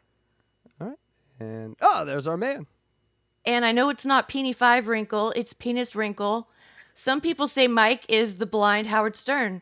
I say Howard Stern is the sighted blind Mike. Keep up the great work, correct. buddy. Thank you, Penis. That's very kind of you. Yes, Penis, thank you. That's very kind. Clip that. All right. Val says, Happy Father's Day, all, but not you, John. Well, Electra's the only one with any sort of child-parent relationship in her life, right?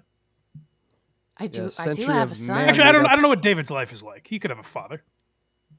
Oh, it's more complicated. Same here. All right, here you go, DJ. Oh, boxing. Yeah. Box Hey. eating dad. What did they say at the first rodeo? Good question. Go ahead. The Black Cast. Don't tell Mike I'm chatting on yet another show. I texted Chris. Once I heard yesterday that Christian Blatt was in Scorch's chat. I've heard him on like 10 different shows this week. They read the name Christian Blatt. And then when I heard him on Scorch, I just texted him and said, "Go outside, man. What are you doing?" The Dennis Miller and John Lovett show was great, though, Christian Blatt. Thanks for Yes. inviting me up. Well, I gotta say, kind of stepping on my turf a little bit. He could have said, "Hey, my buddy Mike does a history podcast. You guys should go on his show." But no, someone else ripping me off. No, I'm kidding. Go listen to Christian Blatt. I believe that's on the Who Are These Podcasts YouTube channel. Correct. All right, DJ Electra. Here we go. Cut 2 more, Blind Mike. Okay. This one says, John is able-bodied human and still can't get laid. At least Quad has an actual medical issue. Right. Yeah, and I'm betting on Quad to get pussy over John 10 out of 10 days of the week. John has the finest glass house in the land. It's the square footage on that thing is unbelievable. All right, and one more here. Oh, hey, Jib. And from Cut of the Jib, Hackride, Electra, and Blind Mike, the dream team. Don't forget Yeah. And David David Collins, I would say. Yeah, Yeah. Jesus. But thank you. He's part of thank our you- dream team. He's our Thank you to all plus one. those super chatters out there. Yes, thank you, Electra. I appreciate you super chatters, and you owe me nothing.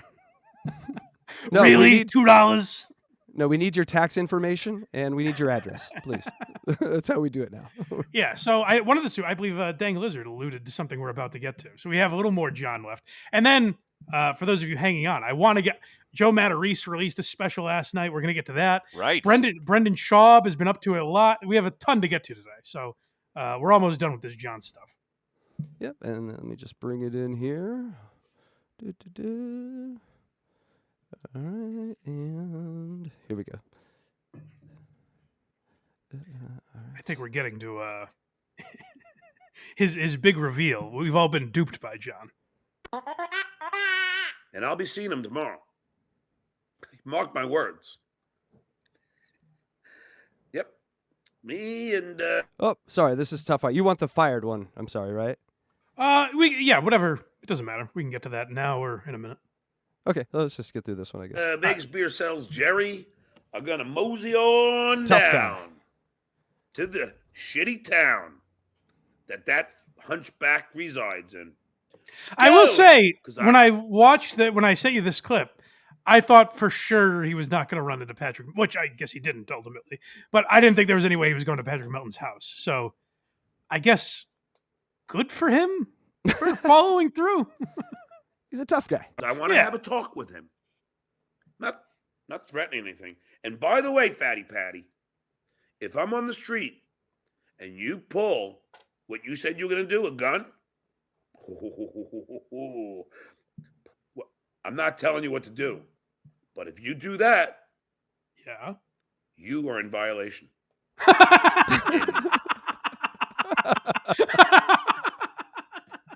That's how all great action movies go. Oh, you've got a gun pulled on me and you think you've won, eh? What if I report you to the proper authorities? In the state of Nevada. I'm coming there to talk. I will be unarmed. Yeah, that's how except all for these great guns. conversation stuff. These are the only a couple guns weeks I'll ago, be bringing. hold on real quick. That Oh, hunch. sorry. A couple weeks ago, I watched Dave Smith debate Chris Cuomo on Patrick Bet David's channel, Right. and I thought it was very good. But what a lot of people don't know is that started actually with Dave Smith outside of Chris Cuomo's house yelling, "I just want to talk to you. I just want to have a conversation." That's how all great dialogue is started, by a fucking drunken lunatic screaming on the street. If you do that, you are in violation in the state of Nevada. Nice. I'm coming there to talk. I will be unarmed Well, he did have a stereo. except for these guns. Ooh. These are the only guns These I'll guns be bringing. and a direct line it. to the Las Vegas Police Department. I'll be don't unarmed, need it. except this direct threat I'll be making next sentence. Anything else. And trust me, I've been working out almost every fucking day. Almost. All right, real friends. If you like to see that, oh, holy shit. Wow, $2 from Dirty Deeds. Amazing. However, This you actually, come up to with me, that as money, a Dirty fellow Deeds. broadcaster, this to me might be more disgusting than the Quadfather thing. Because I can, like, you could argue maybe that he's going for a joke or he's angry, so he's just going for the jugular or whatever. This to me might be worse in the sense that these people are contributing to your show and you're scolding them. Like, you are so ungrateful. It's actually, it might be, I haven't decided yet. I'll get back to you with an answer. But it might be more disgusting than him telling Quadfather to enjoy his prison. Did you break the piggy bank, you cheap fuck?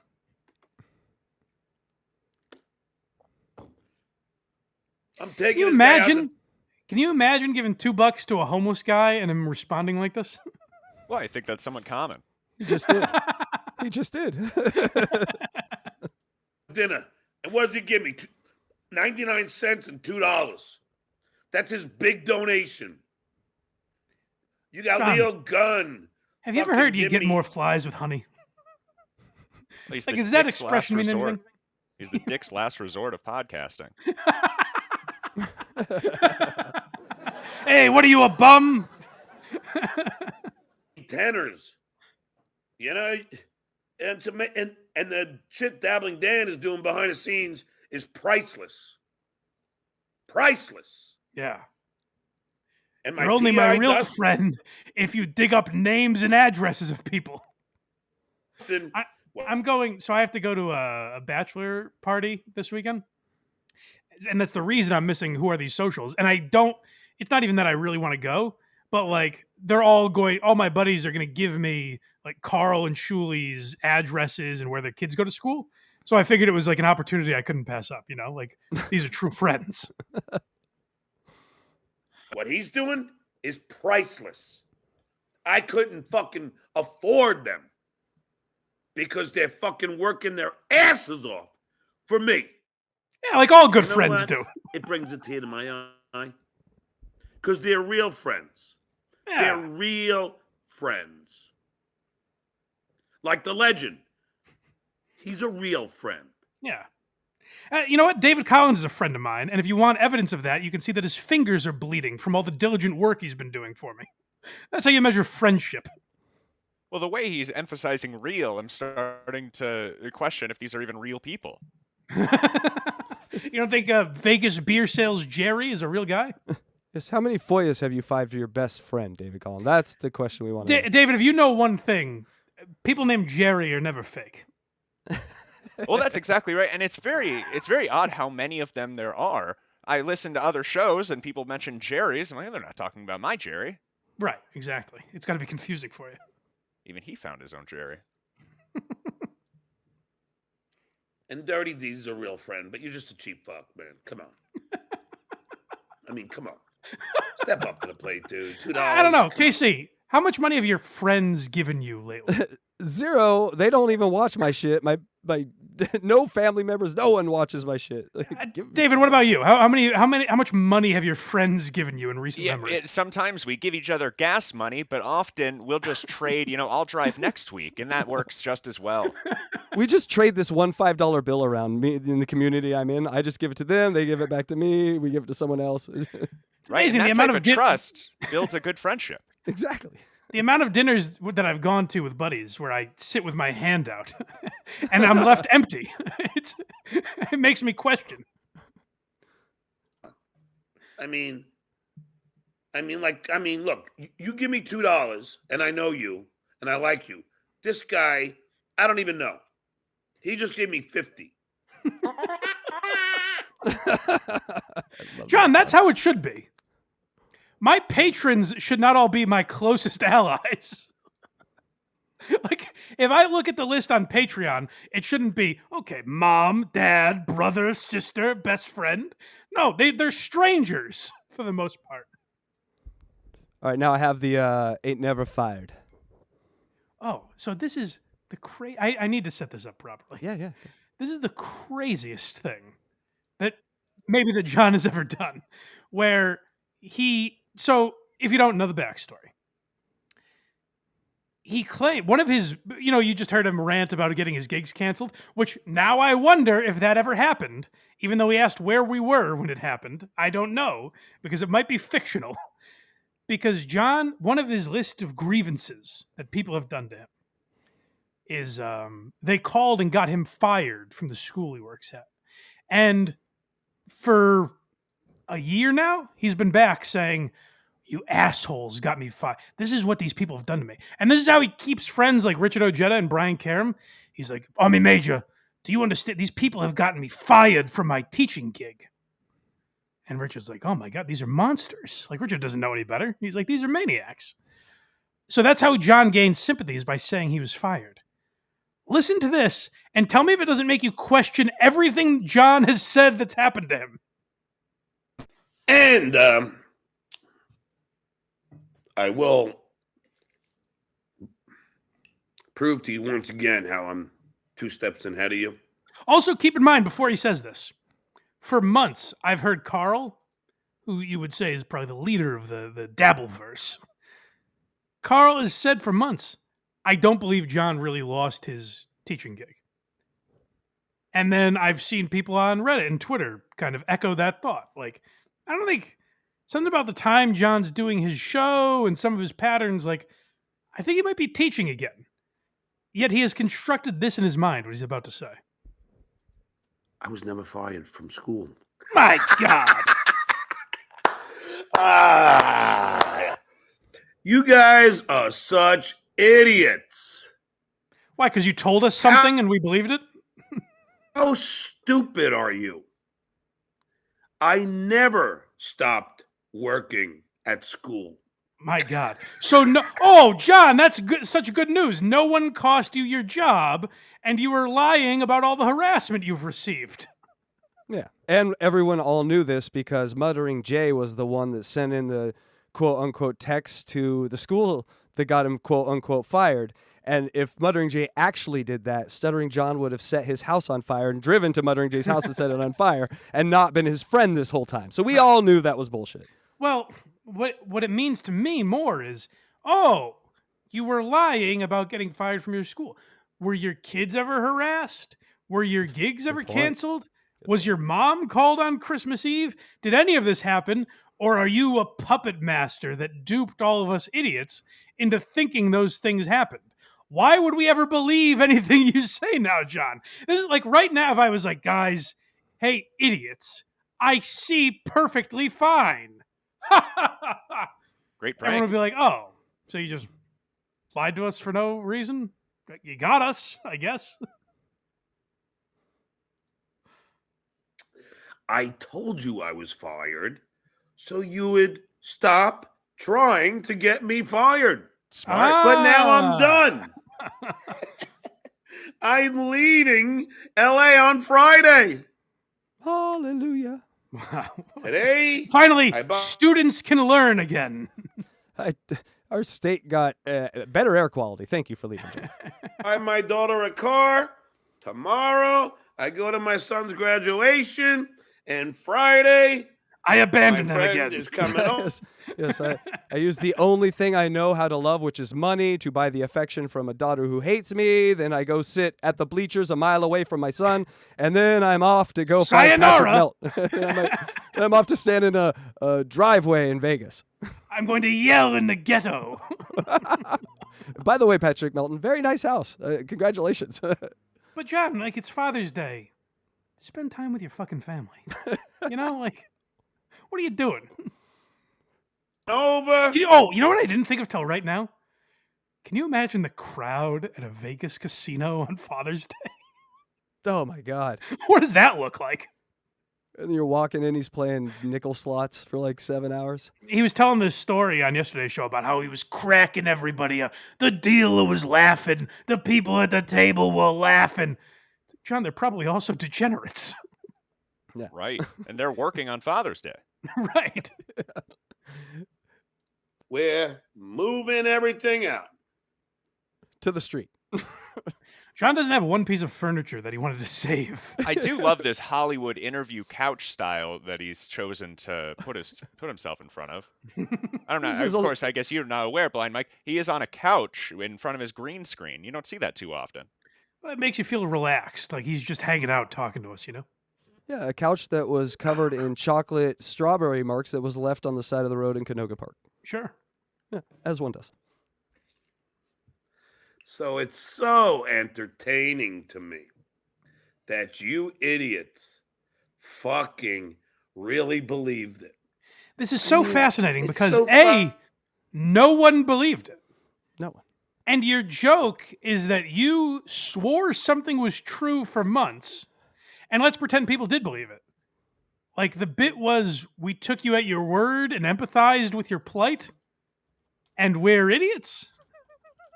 Like that's the ruse you pulled on us. No one will ever trust you again when you say these horrible things happened. I don't get it. And even if he was fired, he could just go to the principal's office and play Kiss from a Rose outside the house on his stereo, and he'd get his job back.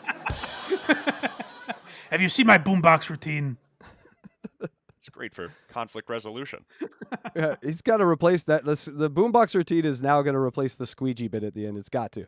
It is. I'm telling John. I mean, like, I would like it obviously for content, but just for like, it could be the first good bit he's done if he actually goes to everyone's house with that fucking boombox.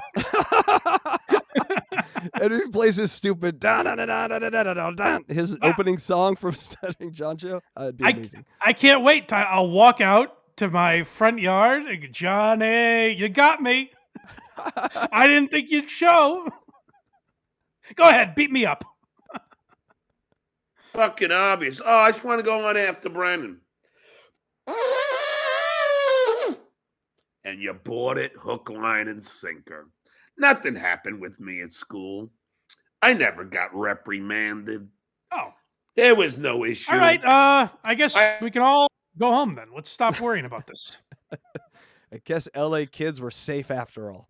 Yeah, I guess there was nothing to see here for all this time.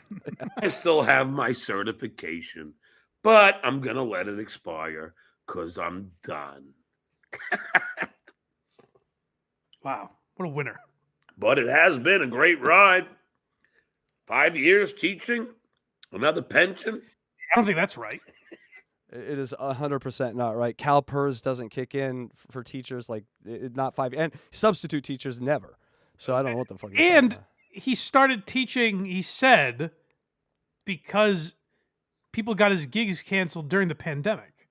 Right. So why would he be teaching in 2019? He wasn't. He's lying. John, no one believes anything you say. You know, it's just so What's that, David? Sorry. easy to win. Uh-oh. Oh, it could just be a tiny 401k that he's able to pull out there, but that's nothing. Yeah, that's probably right. Yeah, maybe. When I'm dealing with idiots and they all think they're smart. You got Are a we show full idiots? I just want to get this right. Are we idiots for thinking you told the truth? Or are we idiots for not believing you? Who's the idiot? Like, that's what I don't get. We're He's all kinda constantly idiots like, watching he's this. constantly talking about how he's being wronged. And one of these days, people are going to see how Shuli and Carl are the liars. And then he's like, guys, I've been lying about everything. You fucking morons. Oopsie. the high school dropouts who actually call me an idiot. Yet all they do is watch me every day. But That's the end of the teaching. Wow. How sad. So is that our Good last points. Stuttering John clip? That is it. We have done Whew. about 2 hours of stuttering. Holy John. shit, really? Yeah. Never fired, always fired up. Well said, David. Yeah. Oh, wow. I knew that would take long. I didn't think it would take that long, but Jesus Christ. I got a few more super chats. Then we'll let Blind Mike get some water here, and then we'll All right. go to our next subject. All right, DJ Electrify, go ahead. Okay, Husey, entertainment. Knight Melendez is more of a man than her father, Stuttering John. Even though she's female and always will be, right? Yeah, yes, sure. Yeah. I don't know which one's right, but yeah. Confusing us, Husey. God damn you. Yeah. The cut of the jib. So, Casey, our super chat setting my money on fire? No, give No, more, Jib. Casey, they're always a good investment when you send super chats to Blind Mike. Yeah, Yes. no, I mean, you're an idiot if you don't do it. You're a fucking asshole if you don't super chat us. Real quick, Blind Mike, if you have enough money to rent for a year, do you take that money and buy a house, or do you pay that to a landlord for a year? What do you mean? If you have enough money to rent for a year, so like $20,000 or whatever, to rent a place for a year, wouldn't you take that money and buy a house, or put it for a house? I would try to, yeah. All right, that's all I'm trying to say, Jib, is that you're burning your money. All right, next one. All right. Andrew Gonzalez. Okay. Andrew Gonzalez, my girl won't stop gawking over Blind Mike. I threw some get outta shades on, and now she won't leave me alone. Come on. Hot. And Dang Lizard, Blind Mike isn't really blind? What a great joke. Yeah, it's hilarious, right? Aw. Oh, rubes.